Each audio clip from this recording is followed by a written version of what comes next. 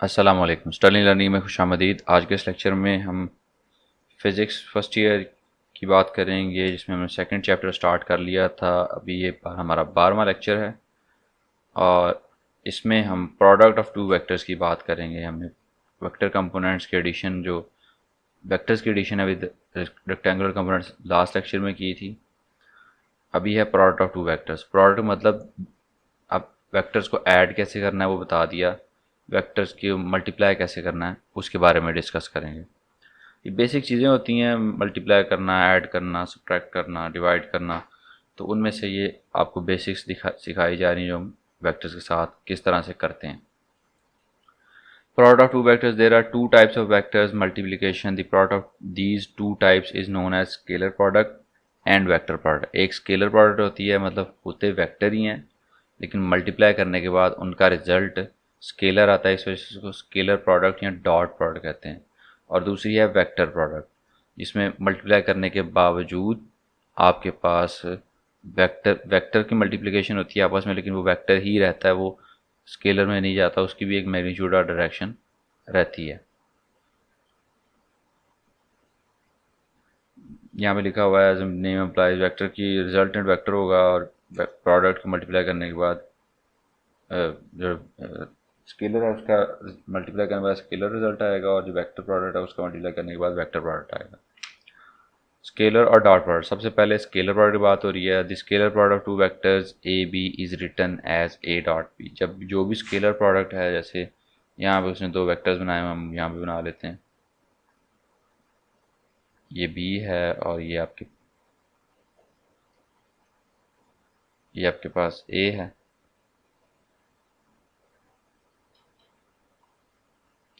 ठीक है, इन दोनों की अब मैंने प्रोडक्ट लेनी है। प्रोडक्ट लेने के बाद जब प्रोडक्ट लूँगा तो क्या करूँगा, ए डॉट बी। स्केलर और डॉट प्रोडक्ट, इसका नाम ही है स्केलर या डॉट प्रोडक्ट, दरमियान में हम डॉट का निशान लगाते हैं। ये किसके बराबर होता है, इसका फार्मूला उसने दिया हुआ है ए बी कॉज थीटा। ये ए और बी क्या हैं, ये मैग्नीट्यूड्स हैं।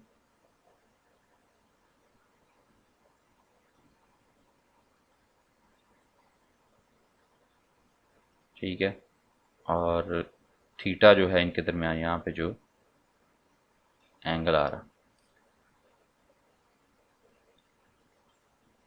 देखिए यहाँ पे ए और बी मैग्नीट्यूड्स हैं और जो दरमियान यहाँ पे ये वेक्टर्स हैं। ठीक है, वेक्टर्स को मल्टीप्लाई करने के बाद आपके पास प्रोडक्ट आती है, स्केलर आता है। तो ये जो साथ कॉस थीटा है, ये क्या बताता है, ये असल में क्या होता है, ए और ए के ऊपर जो बी का शेडो बन रहा है। ठीक है, बिल्कुल परपेंडिकुलर गिराएं बी के, इस बी के टिप से ए के ऊपर, तो ये जो शेडो बनता है इसको कहते हैं बी कॉस थीटा। तो वो आपके पास ए वेक्टर है इनटू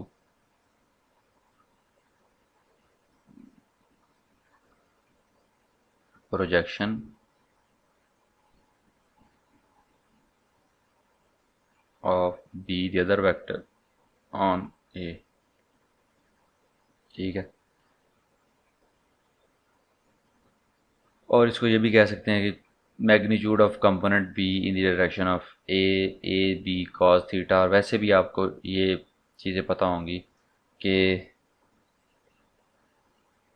ये जो कोई भी वेक्टर होता है उसके शेडो बनते हैं। एक ये शेडो होता है और एक ये वाला, ये वाई एक्सिस कंपोनेंट होता है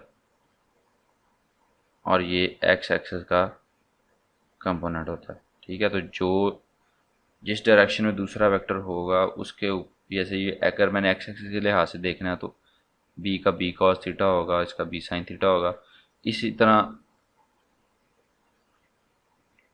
यहाँ पे भी ऐसे ही रहा, जो दरमियान में एंगल है उस लिहाज से जो इसका शेडो बनता है यहाँ पे, यहाँ जो इसका समझ लें एक्स कंपोनेंट बनता है वो आएगा, और ये इसका वाई कंपोनेंट बनता है वो आएगा। तो इसको लिखते कैसे हैं जी, A B, A into B cos theta लिख लो, A into B cos theta लिख लो, ये एक केस है। या आप ए के ऊपर बी का शेडो ना गिराओ, बी के ऊपर ए का शेडो गिरा दो, तो यहाँ से 90 डिग्री की लाइन जो है वो यहाँ टच करेगी, तो ये जो होगा ये होगा ए कॉस थीटा। ठीक है, तो ये ए कॉस थीटा बन गया। तो अब इसको कर लें ए इंटू बी कॉस थीटा कर लें, या बी इंटू ए कॉस थीटा कर लें, बात एक ही है। उसी तरह से आपका आंसर आएगा जो कि ए बी कॉस थीटा होगा। ये यहाँ पे सारी चीज़ें उसने बार बार डिस्कस की हुई हैं।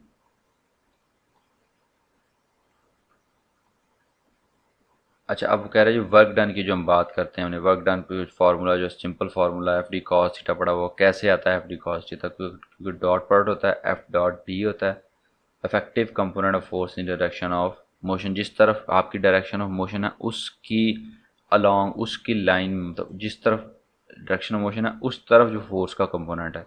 जैसे यहाँ पे उसने एग्जांपल दी हुई है,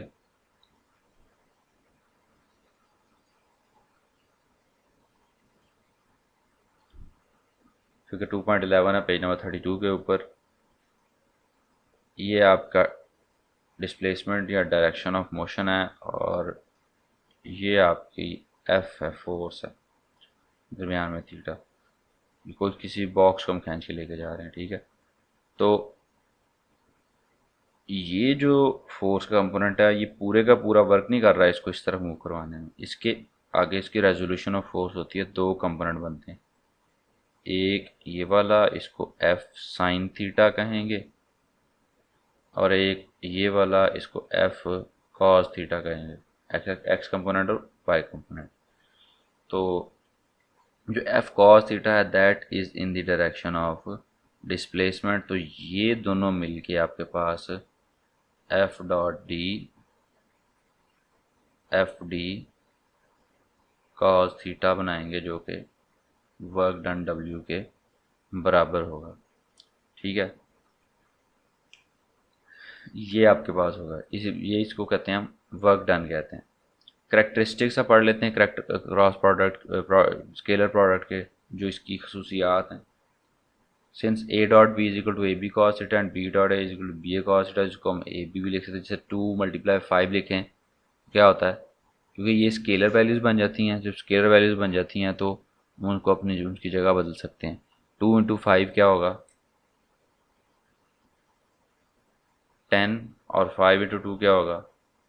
10। तो सिंपल मल्टीप्लिकेशन के अंदर जगह बदलने से फ़र्क नहीं पड़ता आंसर पे। तो इसलिए यहाँ पे उसने A dot B A B cos theta and B dot A equal B A cos theta, उसको भी हम ए बी कॉस थीटा लिख सकते हैं। तो ये दोनों आपस में क्या हैं? बराबर हैं। तो हम ये लिख सकते हैं, इसमें जो कम्यूटेटिव प्रॉपर्टी है वो होल्ड करती है। पहला करेक्टरिस्टिक, ये हम करेक्टरिस्टिक्स पढ़ रहे हैं इसके।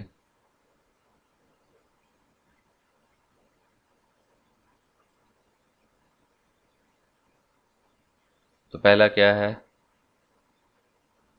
ए dot B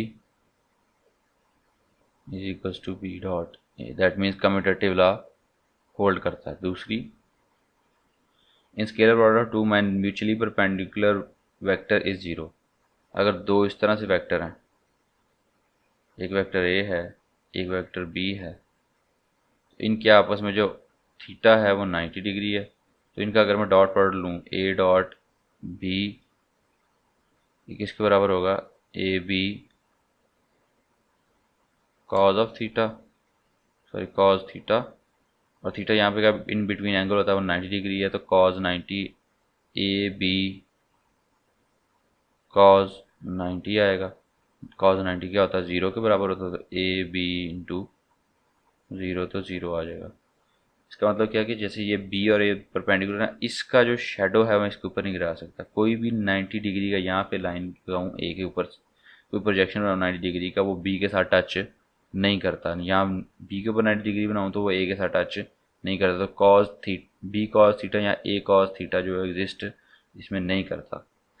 In this case, in the case of unit vectors I dot j and k, since they are mutually perpendicular, therefore जैसे x एक्सिस में i y एक्सिस में j होता है, i होता है, सॉरी i इसमें होता है x एक्सिस में, और इस z एक्सिस में k होता है। तो ये तीनों क्या होते हैं? आपस में परपेंडिकुलर होते हैं। इस वजह से i dot j and j dot के और के डॉट आई, जिस तरह से मर्जी लिख रहे, तीनों केसेस, तीनों वेक्टर्स आपस में हमने रिलेट कर दिए हैं। वो तीनों का क्या आंसर आता है? ज़ीरो ही आता है, ये वो आपस में क्या है? परपेंडिकुलर है। The scalar product of two parallel vector is equal to the product of their magnitudes. They thus for parallel vectors दोनों की डायरेक्शन सेम है, दरमियान में कोई थीटा नहीं है, तो उसके लिए क्या होगा?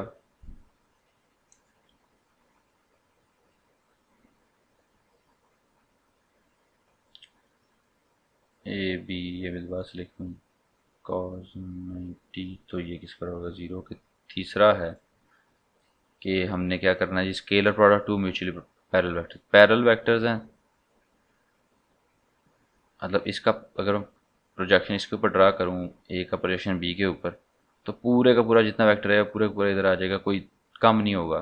तो ये दोनों मिल के एक नया वेक्टर बना देंगे, मतलब इनकी मैग्नीट्यूड्स डायरेक्ट आपस में मल्टीप्लाई हो जाएंगी। तो इसको कहते हैं कि जो पैरेलल वेक्टर्स हैं या एंटी पैरेलल वेक्टर्स हैं। पैरेलल वेक्टर्स में ए डॉट बी जो है वो ए बी के बराबर होगा, क्योंकि थीटा ज़ीरो है। Cos zero is equal to one होता है, तो ए बी वैसे का वैसे पूरे का पूरा आ जाएगा। ठीक है। उसके बाद अगर हम यूनिट वेक्टर्स की बात करें तो आई डॉट आई, वही एक्स एक्सिस में जो दोनों यूनिट वेक्टर्स हैं वही जे डॉट जे और के डॉट के, तीनों का आंसर क्या आना चाहिए? वन आता है, आना चाहिए नहीं, आता ही वन है।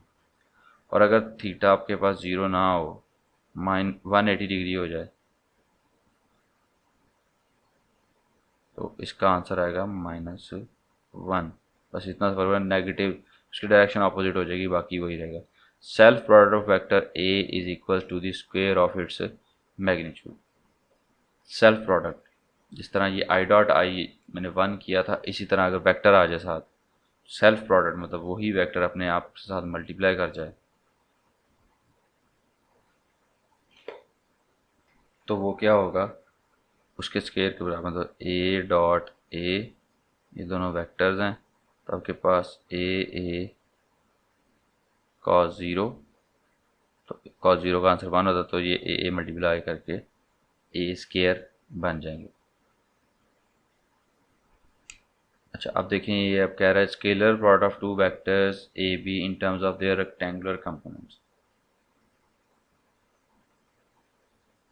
अच्छा जी, मिटा देते हैं दोबारा से, अभी पाँच छठा दो रहते हैं करेक्टरिस्टिक, वो बात करनी है उसके बारे में। तो पाँचवा कह रहा है, मैंने अगर दो वेक्टर्स हैं ए और बी और उनका रेक्टेंगुलर कंपोनेंट्स लिख दिए, ए एक्स आई, ये ए एक्स कंपोनेंट है in the form in the direction of X, और उसका यूनिट वेक्टर आ जाएगा ए वाई जे आ जाएगा, और ए जेड के आ जाएगा। और दूसरा वेक्टर है वेक्टर बी डॉट प्रोडक्ट उसके साथ बी एक्स आई प्लस बी वाई जे प्लस बी जेड के।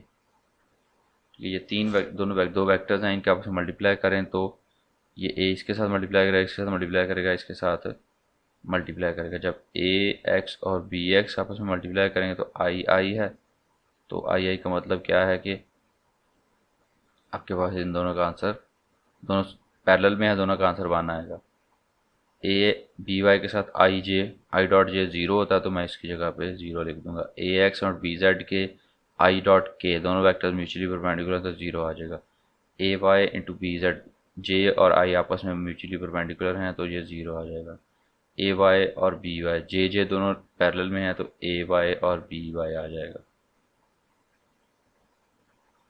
उसके बाद है ए वाई और बी जेड, ये भी आपके पास जे और के आपस में म्यूचुअली परपेंडिकुलर हैं, तो ये भी आंसर आपके पास है ज़ीरो आ जाएगा। उसके बाद है जी अगली बात कि ए जेड जब बी एक्स के साथ मल्टीप्लाई करेगा, के और आई आपस में म्यूचुअली परपेंडिकुलर है, तो ज़ीरो आ गया।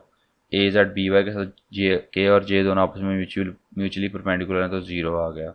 उसके बाद बी ए जेड और बी जेड और के दोनों पैरेलल में हैं, तो यहाँ पे ए जेड बी जेड आ जाएगा, ए जेड बी जेड। तो आपके पास क्या आंसर आ गया, ए X B X plus A Y B Y plus A Z B Z. मतलब क्या है कि जो इनके रेक्टेंगुलर कंपोनेंट्स हैं, अगर एक्स कंपोनेंट एक है तो बी का भी एक्स कंपोनेंट मल्टीप्लाई होगा। उनकी जो आपस में क्या से कहते हैं मैग्नीट्यूड आपस में मल्टीप्लाई होंगी। ए वाई है तो बी वाई मल्टीप्लाई होगा, ए जेड है तो बी जेड, मतलब दोनों के जो सेम सेम कंपोनेंट है वो आपस में मल्टीप्लाई होंगे। अच्छा, उसके बाद कह रहे जी अगर हम इसी चीज़ को थोड़ा सा चेंज करें तो इसको हम इस फॉर्म में लिख सकते हैं, A dot P equals to, यहीं पे लिख देते हैं ऊपर, A dot B equals to this, तो A B cos theta equals to this, A X B X plus A Y B Y plus A Z B Z. Marker ख़राब हो चुकी हैं, मैं इंशाल्लाह आज ले आऊँगा। कल लेने गया था लेकिन आज भी नहीं मिलेंगी, कल मिलेंगी। चलें गुजारा करते हैं जो है उसके साथ। तो ए बी कॉस थीटा एक, तो कॉस थीटा अगर उधर चला जाए तो ए कॉस थीटा निकालना है मैंने, तो A X B X plus A Y B Y plus A Z B Z over A B. ये मेरे पास एक फार्मूला आ जाता। अच्छा जी, स्केलर प्रोडक्ट हो चुका है, साइन कॉस टेबल बाद में बनाएंगे। इसमें आप देखें, अब आगे कुछ एग्जांपल्स दी हैं, एग्जांपल्स हम बाद में सॉल्व करेंगे। बट आप देख लीजिएगा अगर आपको इसका समझ आ गई, नहीं तो फिर हम न्यूमेरिकल करने के बाद वापस एग्जांपल्स को एक दफ़ा सारा सॉल्व करेंगे। और आज के लेक्चर के लिए इतना ही। दुआ में याद रखिएगा, अपना ख्याल रखिएगा। अल्लाह हाफिज़ और अल्लाह आपका निगहबान।